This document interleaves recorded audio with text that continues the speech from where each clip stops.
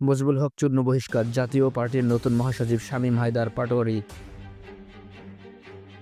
২৬শে July August কোনো যুদ্ধ হয়নি, বরং হয়েছিল রাজনৈতিক বিরোধ। জামাতসহ ইসলামীপন্থী দলগুলো কি নির্বাচন প্রলম্বিত করতে চাইছে? মীর জাফরের বিশ্বাসঘাতকতা নিয়ে কি বললেন তার বংশধররা?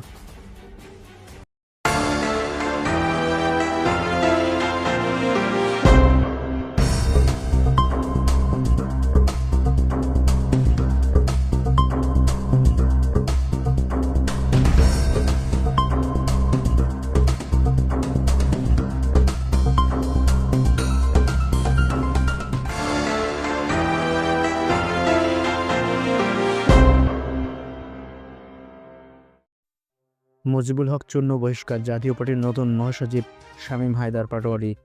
জুলাই গণঅভ্যুত্থানের ক্ষতিগ্রস্ত সাবেক প্রধানমন্ত্রী শেখ হাসিনা সহ ৩ জনের বিরুদ্ধে মানবতা বিরোধী অপরাধের অভিযোগ তদন্তের শেষ ধাপ চলছে।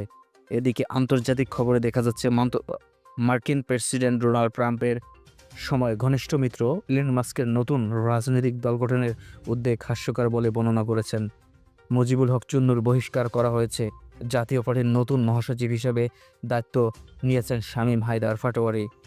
জুলাই গণঅভ্যুত্থান ও মানবতা বিরোধী অপরাধের তদন্ত চলমান। আন্তর্জাতিক অঙ্গনে ডোনাল্ড ট্রাম্প ও ইলন মাস্কের রাজনৈতিক দ্বন্দ্বের খবরও প্রকাশিত হয়েছে।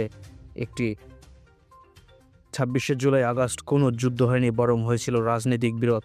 ২০২৪ সালের জুলাই আগস্ট মাসে বাংলাদেশে যে সহিংসতা ঘটেছিল তা নিয়ে বিতর্ক চলছে। অনেকেই ঘটনাগুলোকে যুদ্ধ বা সশস্ত্র সংঘাত হিসেবে ব্যাখ্যা করলেও শেখ হাসিনার পক্ষে নিযুক্ত রাষ্ট্র আইনজীবী আমির হোসেন দাবি করেছেন এটি যুদ্ধ নয়, বরং রাজনৈতিক বিরোধ ফলাফল। তিনি আদালতের চুক্তি তুলে ধরে বলেন, এ সময় দেশের কোনো পরিস্থিতি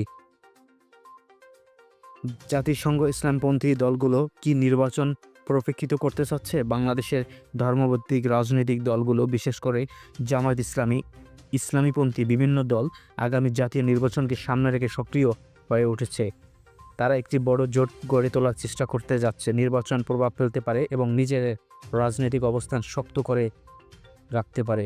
রিপোর্টে বলা হয়েছে, এই দলগুলোর নানা দাবিগুলো রাজনৈতিক সমঝোতার চেষ্টা করছে, রাস্তায় নেমে শটডাউন করছে, এছাড়া সরকার বিরোধী শান্তিগুলোর ঘনিষ্ঠতা বাড়ানোর চেষ্টা করছে। এ প্রক্রিয়ায় তারা কতটা সফল হবে তাদের অবস্থান ভবিষ্যৎ। মীর জাফর বিশ্বাসঘাতক নিয়ে কি বললেন তার বংশধর? মুর্শিদাবাদের জনপ্রিয় পর্যটন কেন্দ্র হাজারদুয়ারি আর তারই পাশে মীর জাফর প্রাসাদ ইতিহাসের পাতা থেকে চিরকালই বিতর্কের কেন্দ্রবিন্দুতে। ১৭৫৭ সালের পলাশীর যুদ্ধে ইংরেজদের পক্ষ থেকে নবাব সিরাজউদ্দৌলার বিরুদ্ধে বিশ্বাসঘাতকতা করে মীর জাফর ইতিহাস কুখ্যাত হন।